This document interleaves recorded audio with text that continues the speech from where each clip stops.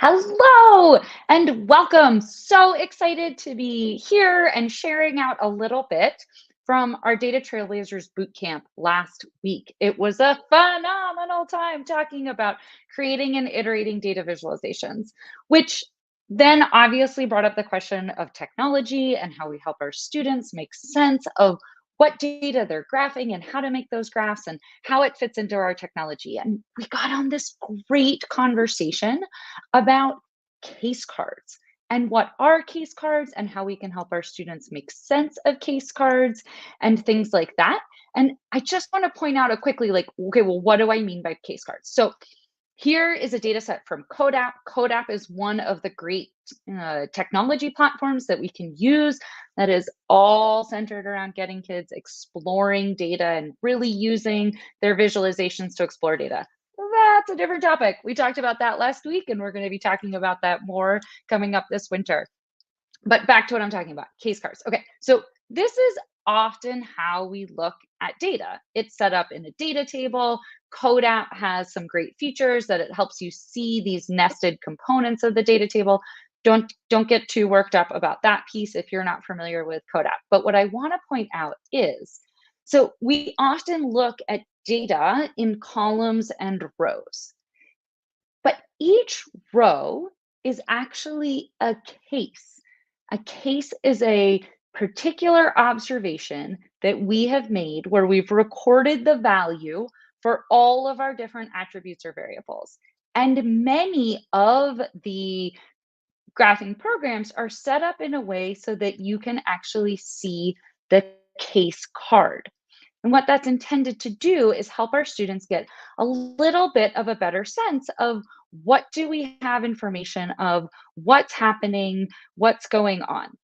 This is great when it connects into how that looks for our students in terms of where the data point falls in a graph that they might be making and how they can connect that back to the data table and understanding that that one data value, if it's in our single dimension line plot or a dot plot, or if it's in a bar chart across different categories, or if it's a dot in a scatter plot, that very often there is more information about that case, that instance that we recorded information for, than just the variable or variables that we are plotting in any one moment. This can be kind of hard to wrap our heads around. So we got into this great discussion of how do we help our students? And I wanted to share a few things as I was noodling over it a little bit more. Dun, dun, dun, dun. Go with an actual card. We use these all the time. And let's just think about how many different variables or attributes are on any one of our cards on a 52 deck. We have what the number is, we have what the suit is, and then we have a visual here for our number cards. We can see the number, we can count the number of shapes and what our shape is and things like that. So that has at least two variables going on, which is very commonly how our students are looking at data. It's usually kind of our T chart where we've got two variables, our X and our Y, or what are the variables that we're looking at. But there's some other card-based games that we can use. Anybody's kids play Uno or Uno Junior? It's a big household favorite here in my house. So we've got, sorry, trying to figure out this backwards. We've got the number, we have the color, and we have the animal, right? Uno Junior is meant for kids who can't necessarily fully read yet. So we're providing three different attributes: number, color, animal.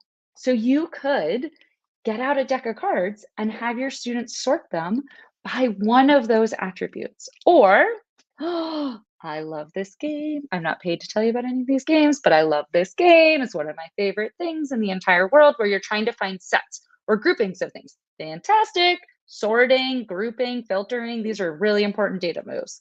We have our color, we have our shape, we have their filled in, and we have how many. There's 4 different attributes that are going on any one set card that we are working with. And then, so those are like fun games that you might have around your house that you could pick up and bring into your classroom to help kids start thinking about what is a case and what are the different values for each of the variables that we have, and create your own data table, data set from that as a way to connect the connection of what we see in our graphing programs of a case card and what it actually means about the data we're working with. Maybe you have cards about your content area. So these are made by the National Marine Sanctuary. It's great. We've got a visual, but then we have all this great information coming down of where it lives, what it eats, what it preys, like who it's a prey to, and other characteristics, attributes about the animals. So, in this one card that is purely science content related, get to know the critter, there are so many pieces, so many bits of information, so many variables that we could collect from it. Or you could dive in. USGS makes these great cards of different visualizations, and you could think about it there. So, all to say, wide range from the normal 52 card pack of cards to other games that you might have, to even some of the science or social studies or math curriculum materials you already have around your classroom. We can use those to help our students make sense of what is a case, an individual card. What are the attributes on it? What do we know? Those are the different rows. Those are the different columns of our attributes, which show up as rows often in our case cards. So a little bit of a share out of like, how do we help our kids wrap our heads around what a case is and what a case card is in these online graphing programs? As I mentioned earlier, we're still cooking up some new offerings about graphing, technology, integrating it into our classrooms that we are going to announce early next month in early November. So check them out. Super excited to be connecting with you all. Hope you have a fantastic rest of your week, and we will